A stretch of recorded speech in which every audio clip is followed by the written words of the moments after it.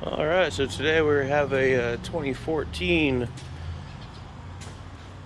F350. We're going to put the rear rotors on. Which typically on most vehicles is just, hey, take the wheels off, take the caliper off, put the rotors on. But these are a little more tricky, so I'm going to make a video about it. So, first thing first, of course, we want to get this cover off of here. And we got the 21 millimeter lug nuts there.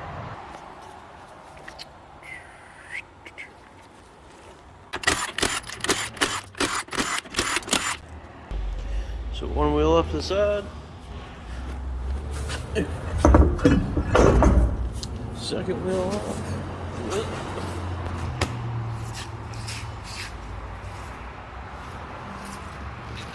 Alrighty.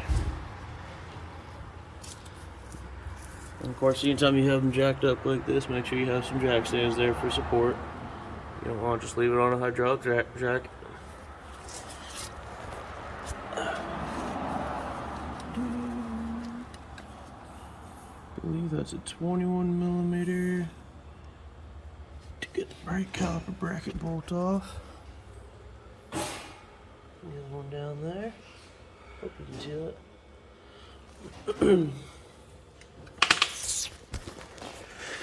So when I just do the rotors, I don't worry about taking off the bolt for the actual caliper unless the pads come out of place and you gotta put them back together.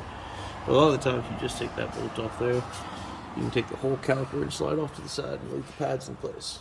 So let's try that. 21 millimeter on the swivel there.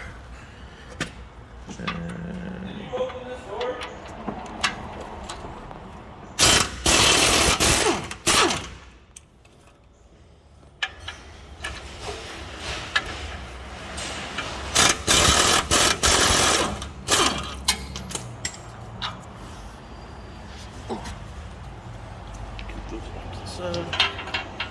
We will reuse those.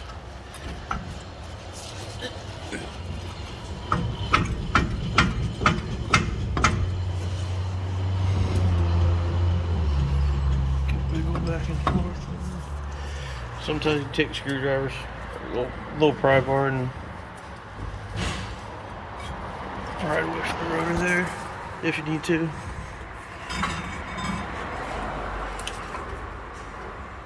Need to find something to support that. So we got the caliper off on the side there. Should stay there. Hopefully, maybe need to tie it off, or not. I don't know. But we got the 8 15 millimeter bolts here. We'll take up.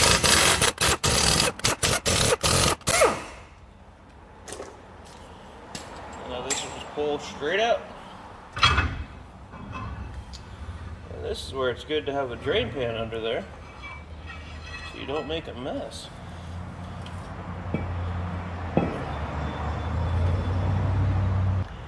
So this is where having the right tool for the right job really comes in handy.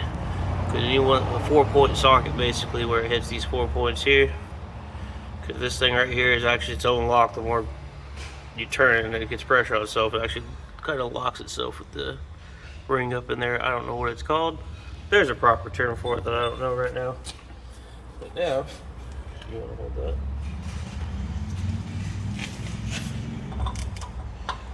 See? That socket, 4 points on it. They lock right into place there.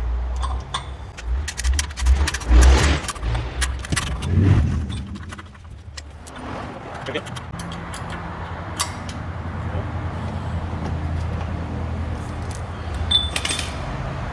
We got our bearing right here.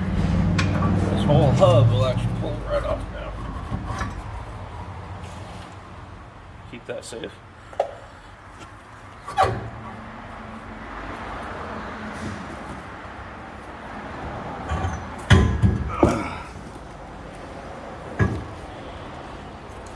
Alright. So now if we look down in here, we got these 8 inverted Torx bolts. I don't remember them being inverted Torx bolts last time I did this. So you learn something new every time. So let's go grab us a tool. So we got our inverted Torx socket here. It's an E20. Where's that? E20, there we go. Brought to you by Mac Tools.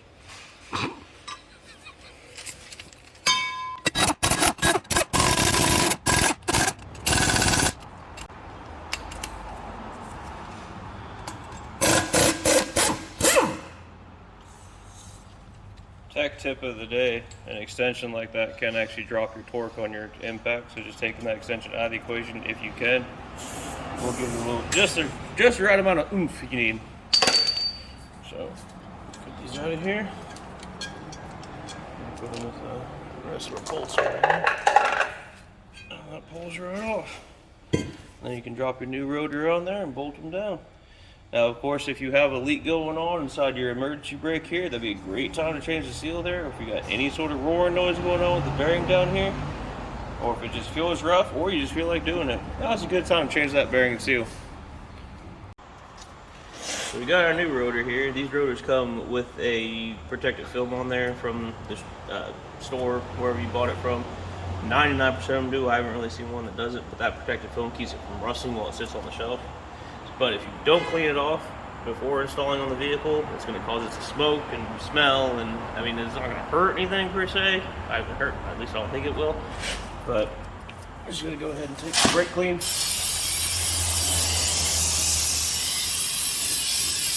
And this won't get 100% of that film off of there, but it'll get the majority of it off of there.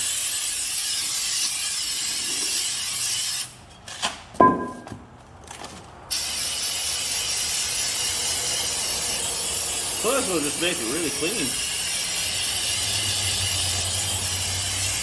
Inside too with parking brakes in the road.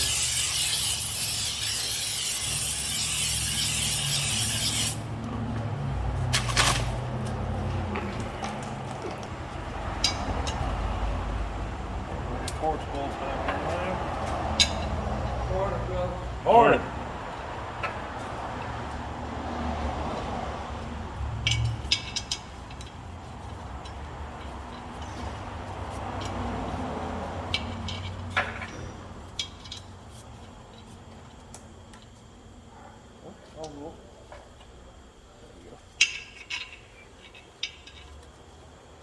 I feel like I grabbed one of the wrong bolts, I did.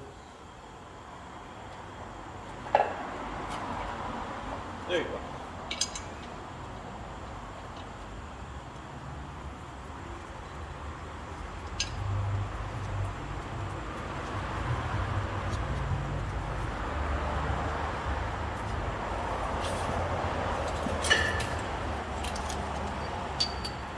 If there is a torque spec to this, I don't know it.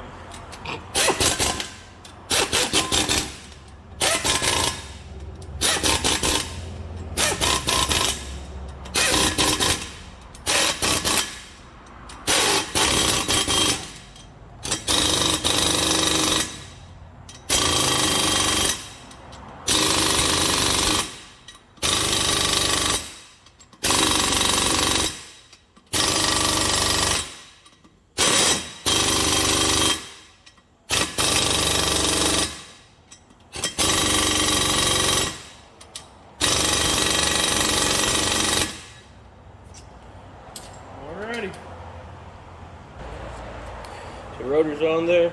I know we talked about the bearing already, but if you kind of reach in there and put your hand through the bearing and just kind of twist back and forth, you don't feel any roughness whatsoever. So generally should be good. I don't want to say absolutely no roughness, but I'll say that absolutely no roughness because that's what I'm feeling. So I'm gonna say that bearing's good. So let's put this bad boy back on there. All right.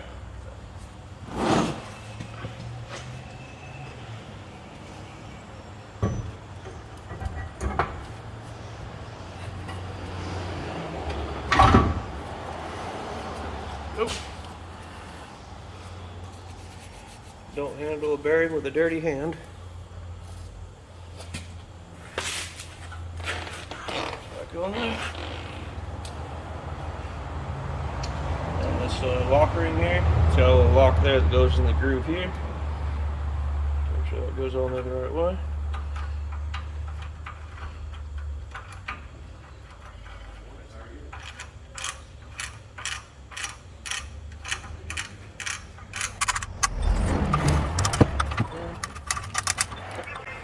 Go. So we're tightening this down. We got to a point where we're basically stopped. That's definitely tight enough, but you want to make sure it's still spinning freely. a little bit of noise you're hearing is this pressing up against the dust shield there, so we're not worried about that. But we want to make sure it still spins freely. You don't want to have it over tightened, because if it doesn't spin, of course you're just going to burn it bearing. Our axle here. Again, if this is leaking, now's a good time to replace that seal, but it wasn't leaking. And I'm not seeing anything wrong with that rubber O-ring there, so we're just going to make sure he's cleaned off.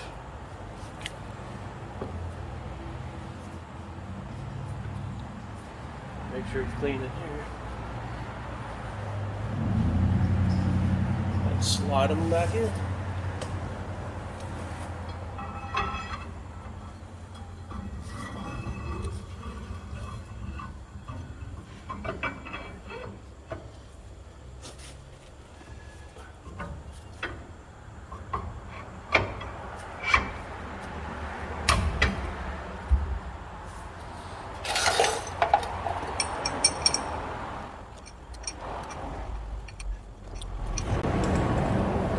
Again, I really don't have a torque speed for this.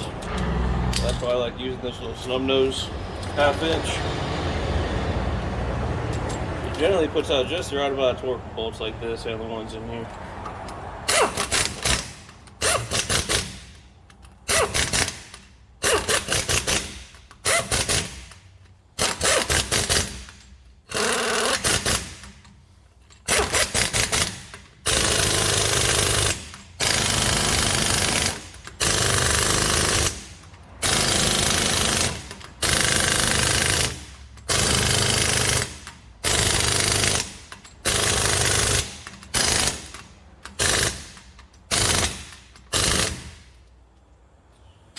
Our caliper back on there.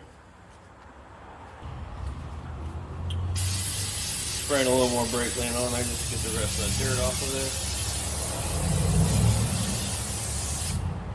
there. You can take a clean rag and wipe it off too. This is not a clean rag. This is a clean rag.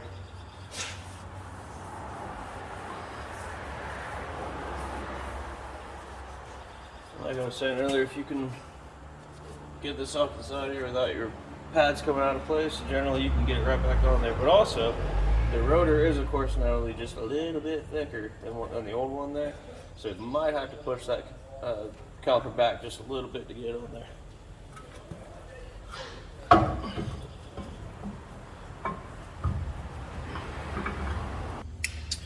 So they got these caliper press tools.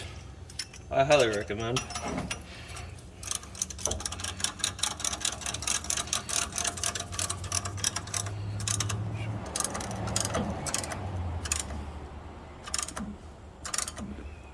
Ratchet it back a little bit. You don't need much. You want to make sure you're on it enough to where you're not going to crack the pad or anything like that.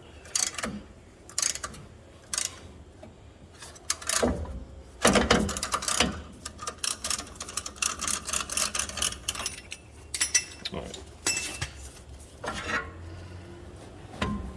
And now, so it slides on there. It's actually a little loose. Hold that in place, get our bolts back where they go, and tighten them down.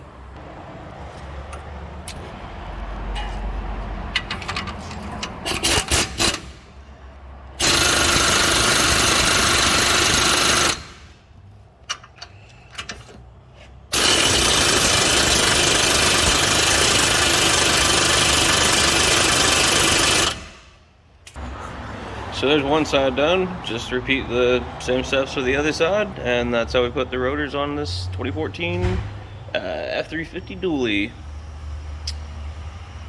Of course, make sure you put your wheels back on here. Same order they came off. That one, and that one. And if I'm not mistaken, they torque down to 150 foot-pounds. Thank you very much.